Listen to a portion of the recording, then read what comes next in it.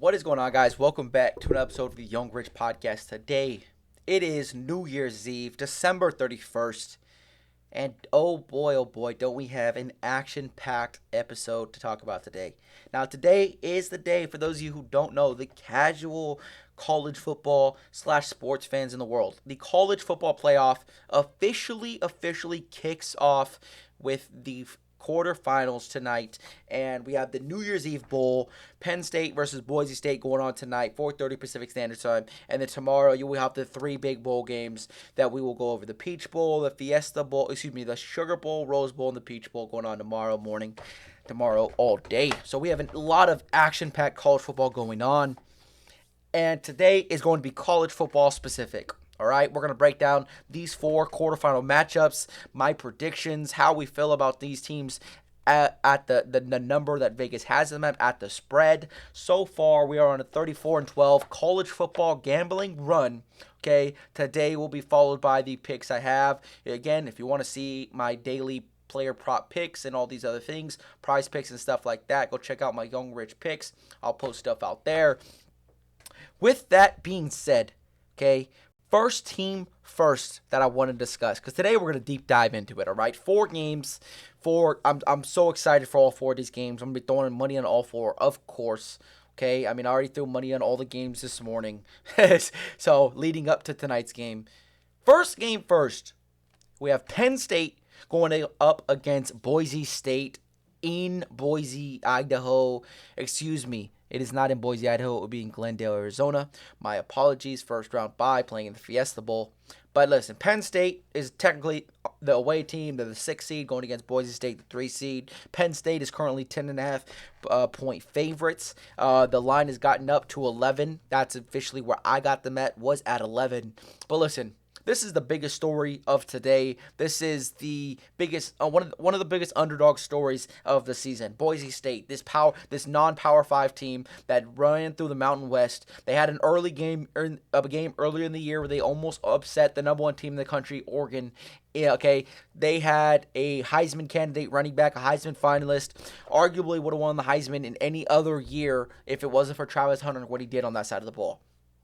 So with that being said, you look at what Boise State has done this year, and you look at the story they've kind of created. You know, the underdog story, the non-Power 5 team, the team with not that much NIL money, the smaller market team finally getting a chance on the big stage to go out there and upset and win a playoff game, right? That is the goal. You got a first-round bye, which is, kudos to you, number 4 ranked team, number 3 ranked team in the country, okay?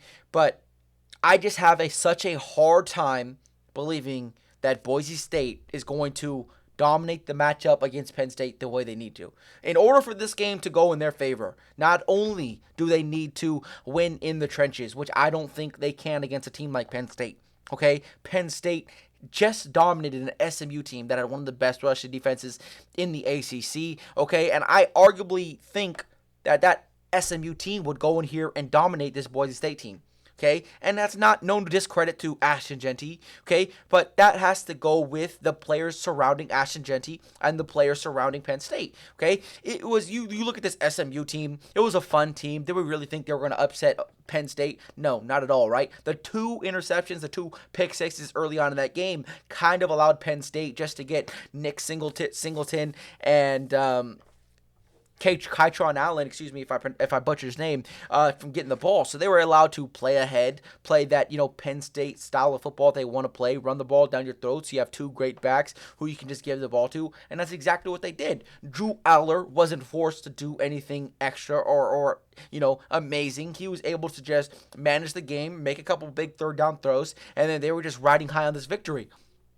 So the key to this game, if Boise State wants to stay in this game, not only do they have to dominate the line of scrimmage and get Ashton Jeanty going, right, and have kind of a historic type game, okay, but you also need to trust that Maddox, your QB, is going to make these crucial throws on third down, right? And I just don't know if I trust Maddox to do that, right? I don't know if I trust these outside receivers. I don't know if I trust any vertical threat on this Boise State team. And then when you look at this Boise State defense, I remember watching in person a game where they went out there and they gave up 300 something yards to the San Jose State quarterback. All right. And I know that offense was kind of air raid type centric where, it was a lot of pass plays. The run game wasn't there, so he was forced to throw the ball downfield. But when and also, credit to San Jose State, they had a Nick Nash who was leading the college football in receiving yards and I believe receptions and receiving touchdowns as well.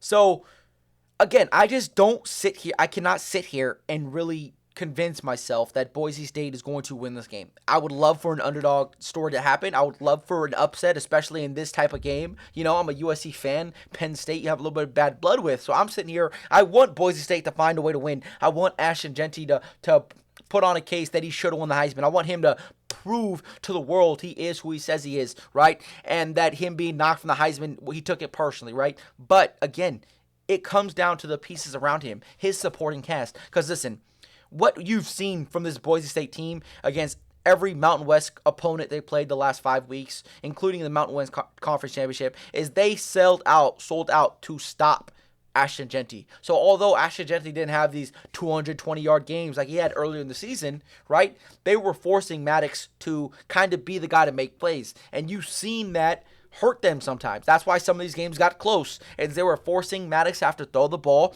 If as long as they could, hold Jeanty to a minimum of whatever, 100 yards a game, whatever it might be, that was the recipe they had for success. And now you're looking at a Penn State team, which now they're not scared of getting beat outside. They have great corners, great secondaries, right, and a great defense around that front seven, right? And so then when you look at this Boise State team, it's like, do I trust them to dominate the line of scrimmage against a Penn State team who we just seen them dominate against SMU? SMU was a great team this year. It was a good team this year, but Penn State was just that much better than them. So I have a hard time sitting here thinking Boise State and Ashton Jeanty is going to get an upset here. So I feel really comfortable. It's going to be a very similar type game, right? I think they're going to force turnovers this game, and if they win the turnover battle and they keep playing from ahead, I do believe Penn State's going to go out here and win this game. And I wouldn't be surprised if they have a bit of a slow start, underlooking, like Joel Klatt pointed this out, listened to him last night, is that, this is one of those games where Penn State could start slow due to the fact that Boise State is, you kind of overlook Boise State, although for the great stuff they've done this year, right, you still overlook them a little bit due to the fact that they are a Mountain West team, right, and the first Mountain West team to ever make the playoffs. So, with that being said, I'm taking Penn State minus 11, and I think that's going to be absolutely sweat-free. It's going to be cash. I just don't see a world where Boise State can score the way they want to score with Ashton Jeanty against this Penn State team. Maybe they get out early. Maybe they even score first. But I just don't see a world where they can maintain that through 4 quarters and win this game. All right, so I got Penn State winning by 11 here because that's the number I got it at. But again, Penn State all the way. That's who I'm riding with. New Year's Day Bowls, man. Listen, this is where these games are going to be so damn good. We have Texas going against Arizona State playing in the Peach Bowl. Texas is 12.5-point favorites, right? And now this was one that I had a hard time picking which team to tail at the spread, right? I do think Texas is going to win this game. Let's get that right out the way first, okay? But when you look at this matchup, right, and we looked at Texas has ran the ball on absolutely everybody that they want to run the ball on, right? And as much as I credit Arizona State for dominating the Big 12, right, that second half of the season, their defense came through, their secondary looked a lot better, they were able to stop the run at a much more efficient rate than it was early on in the season, but there's still this Big 12 to SEC translation, right? And you've seen that, right? Teams in the Big 12, you move on to defensively in the Big 12, let's just be real. The defenses in the Big 12 are just not that good, okay, when you compare them to other schools. That Big 12 conference has always been known for, we're going to outscore you. That's the way we're going to win. We're going to score 70 points, and we're just going to hope to outscore you. That was Oklahoma for many years with Lincoln Riley. They had every single quarterback they had. If they didn't score 60, they were losing a game, right? And you've kind of seen that be that exact same way. So when I think of the Big 12, I think of it as a shootout type conference, right? And Arizona State, although they haven't had to be in that shootout nature, they've been dominating these teams, right? I still just don't know if there is a realistic chance for them to win this game, right? And I think it's going to be a competitive game, but listen, Texas has one of the best defenses in college football, arguably one of the best secondaries in college football, has a great rush defense, and we've seen what they did against Clemson, right? Didn't let them run the ball at all, made them have to force the ball downfield, and that's exactly how they won the game. They played ahead, and they dominated the line of scrimmage. And offensively, Wisner, I mean, man, just a remarkable back. And now I'm sitting here, and I just don't think Arizona State can stop Wisner in this Texas run game, right? And if they can, this is the key hope for Arizona State, right? Obviously, Cam Scatterbo is one of the best backs in college football, right? So getting him involved is going to be a key factor for this team.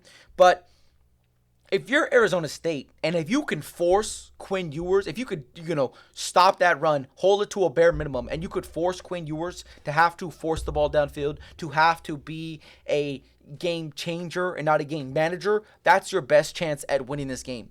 But the question is, with the receivers that these guys have on the outside, can you hold up one-on-one against these guys, right? Because, again, Isaiah Bond's a great receiver. He's been getting healthier as the year's been going on, and Texas just has so many deep threats and so many vertical options down the field that I just don't know if Arizona State can hold up on the back end if they try to stop this rushing offense, right? Because if you force Quinn Ewers to play out of character, out of style, right? That's when you can see him make a mistake, and that's when you start to see him struggle a little bit, right? You just don't know I don't think Quinn Ewers is that type of quarterback. If everything's going perfect, he can be the guy to game manage the game. You got a run game going. You could get some quick, easy passes out, get them to your athletes and let them make plays, right? Very similar to Dillon Gabriel in Oregon, the point guard of the team, right? He's just getting everybody else involved, getting everybody else their touches, okay? And then when you look at this defense, without Jordan Tyson, who's still injured, he's still not going to be there. Not only is your best receiver, one of the best receivers in the Big 12, not going to be there, but who else is really going to challenge this team vertically down the field? Or who's going to give you a chance to win one-on-one outside, right? Sam Levitt needs somebody to throw the ball to, and Jordan Tyson was that guy for him. With now no Jordan Tyson, now you're looking at a team very similar to Boise State where your running back is the offense, right? And I know Cam Scatterbo has said, everybody is trying to stop me. He said in a post-game interview, everybody's trying to stop me. Pre-game interview, everybody's trying to stop me, but they can't. We're just going to play our ball, all this stuff, right?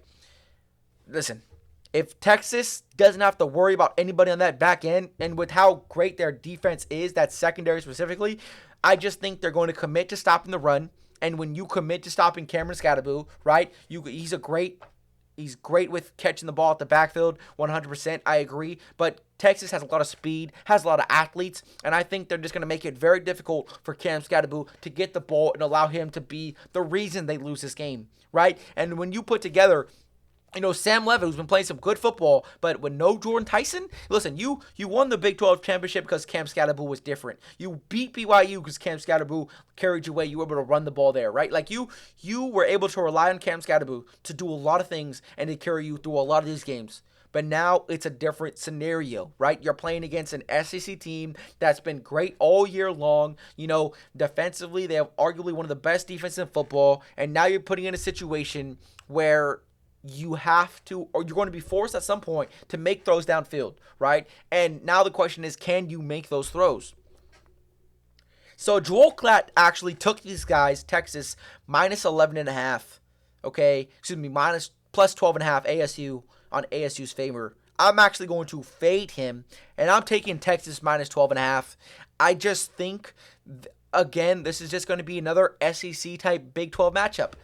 We've seen it early this year. Arkansas versus Texas Tech. Texas Tech was the favorite. Everyone was picking Texas Tech to win. Arkansas goes in there and wins that game. LSU today versus Baylor. LSU was the underdog, and I have a big feeling, even without Kyron Lacey, LSU's going to go in there and dominate against a Baylor team, right?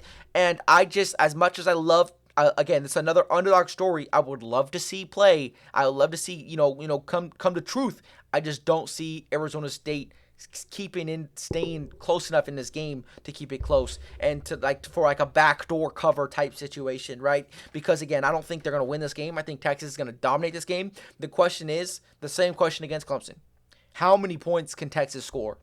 And I have faith that they're going to be able to run the ball against Arizona State, and as long as they're going to be able to run the ball at a successful rate, efficient rate, boom, get Wisner involved, get Blue involved, I think Quinn Ewers is going to be able to tear this defense apart. And then defensively, again, without a true vertical threat downfield, I have a hard time believing that ASU is going to be able to move the ball efficiently without Cam Scatterbo doing something remarkable. So, again, big shout to ASU for this remarkable season you've had, but I've got you falling short in the Peach Bowl versus Texas. I'm taking Texas minus 11.5 because that's what it's at right now. Boom. Give me Texas. So far, taking two favorites. It's been so far it's been pretty typical, pretty obvious, but this is where everything gets interesting, all right? Ohio State versus Oregon, number 8 versus number 1, the undefeated Big Ten championship team, Big Ten conference championship, Ohio State versus Oregon. Ohio State's 2.5-point favorites, minus 2.5 in OSU's favor. Now again, Joe Collette picked OSU to win this game, okay? And this was the game that I just didn't know how to feel, okay? It's a tough game to call because we've seen what happened the last time they played, right? Oregon was doing whatever they wanted on offense. The defense was not getting that many stops. And Ohio State, Kyle McCord had himself a great game, right? He mismanaged the clock. The last drive, obviously, he could have given him a chance for a field goal to tie the game or send it to OT, or I think it was the game-winning field goal, actually. But obviously, he ran out of time, mismanaged clock, young rookie mistake, and hopefully he learns from that mistake. But my biggest issue with that game in particular and with how this game is going to match up again, right, is we expect Ohio State to be better than what they were. We expect Ohio State to be this dominant team that everybody assumed we're going to get. Everyone said all offseason, Ohio State, this is the best chance you're going to have to win a national championship. Ryan Day, this is the most talented team you've ever had in your coaching tenure. The best Ohio State roster that we've seen in years, okay? They were hyping this team up to be something generational, okay? And after what I seen against how they played against Michigan, a great defensive team. Those 2 D tackles they have up front, just absolutely game wreckers. Okay, but when they're unable to run the ball, okay, and they have to play from behind,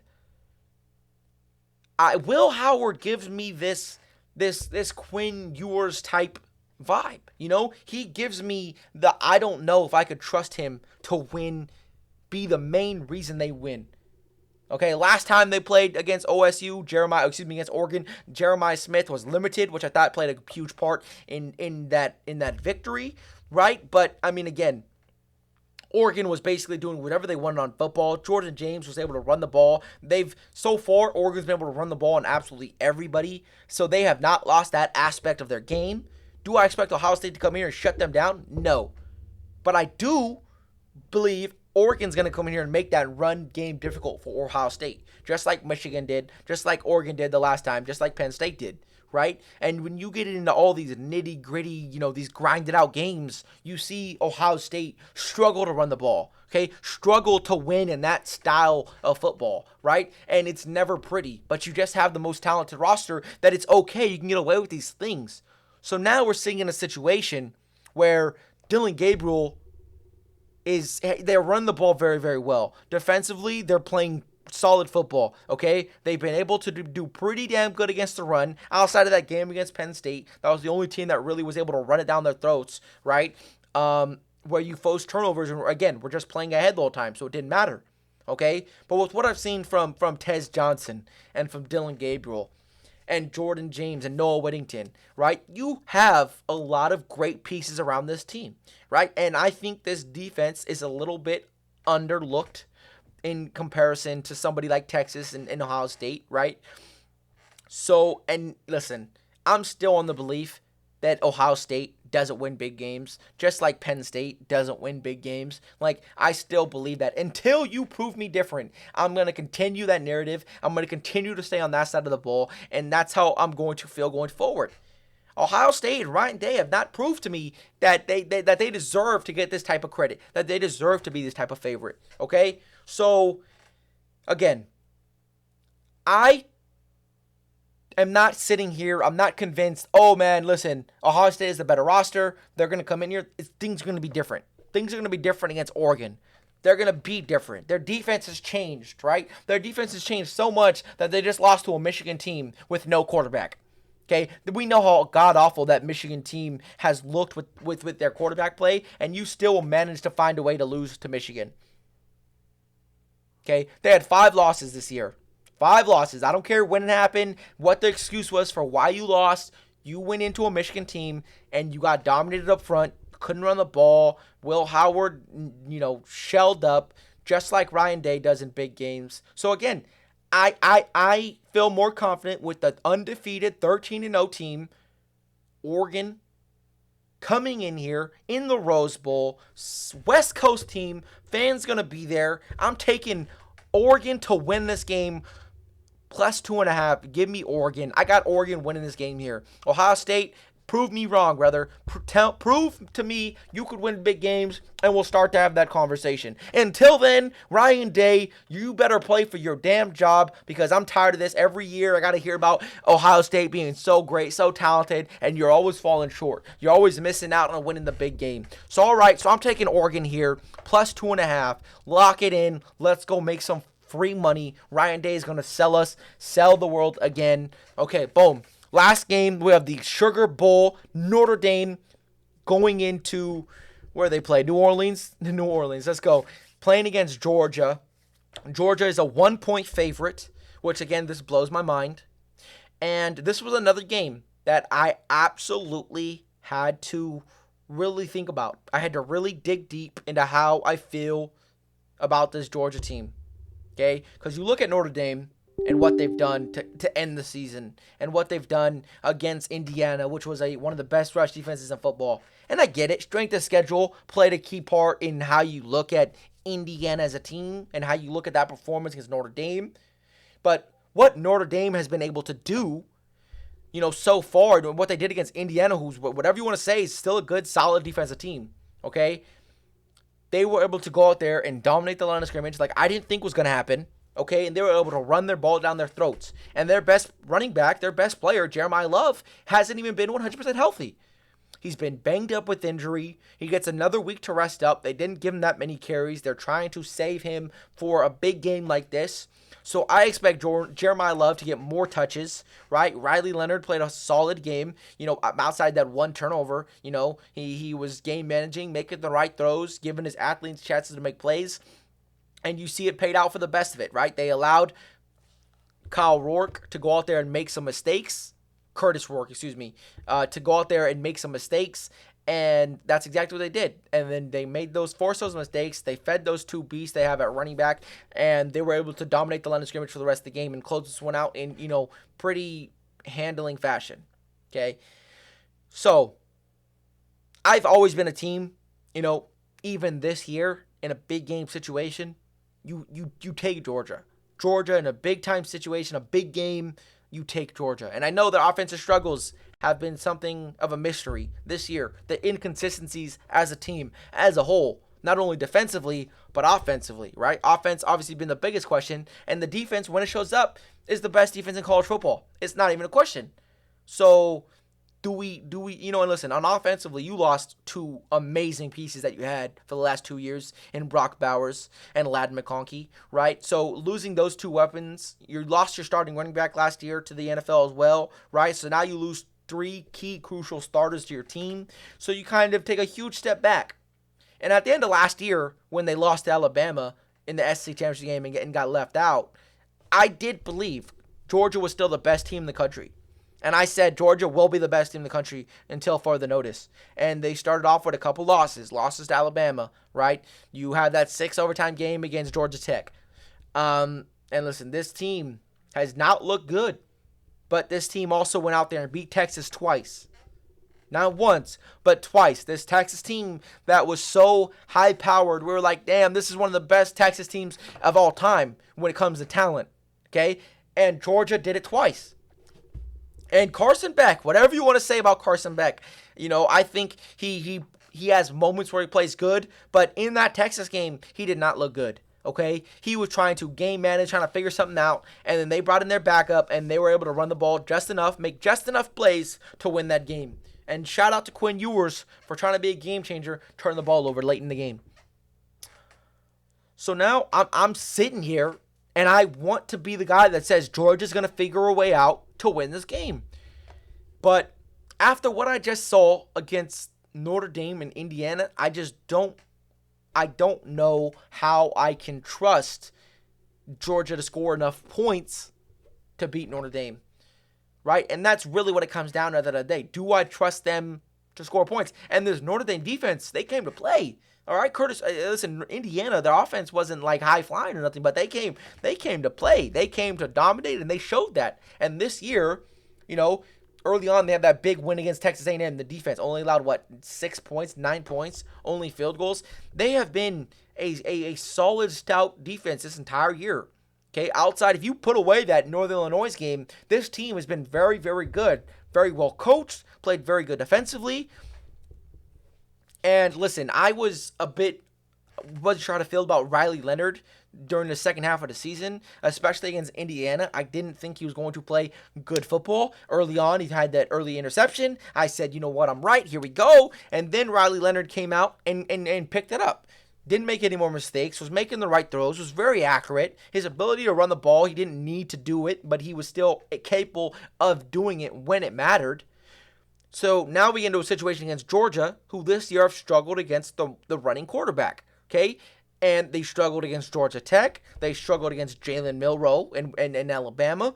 They have struggled against these teams that have been able to get their quarterback outside the pocket, and their quarterback's been able to make plays, okay? So that feeds into this whole Riley Leonard narrative of what he can do as a player on Notre Dame. And now, not only do they have to worry about the vertical threats, their outside receivers, they have to worry about that run game, they have to worry about the quarterback run, okay? And for a defense that has been up and down, inconsistent all year, it just feels like a matchup made in heaven for Notre Dame.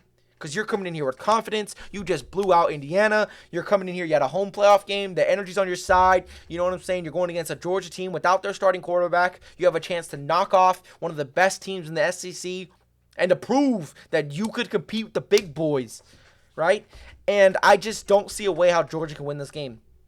Now, backup quarterback for Georgia. Okay, if I see them in a situation where they are going to be forced to throw the ball down the field, do I trust them to make enough plays? No, they haven't done it all season, and it's not going to change today.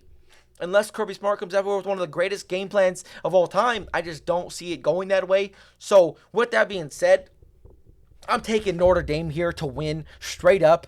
They're 1-point favorite underdogs, So I'm taking them straight up to win. Notre Dame, money line, +1, however you feel comfortable doing it. Boom. Those are my 4 picks. Penn State, -11. Texas, -12. Notre Dame, +1. Oregon, +2.5. Let me know what y'all think of my picks down below. If you're checking this out, watch this on TikTok, make sure to comment what teams you think are going to win. Those are my picks for the 4 teams. Again, let's have an amazing New Year's Eve and New Year's Day. So much great college football is going to be on. And followed by that, we're going to have NFL. So damn excited for today, tonight, and tomorrow. Let me know who you got going. Let me know what team you're rooting for to win it all.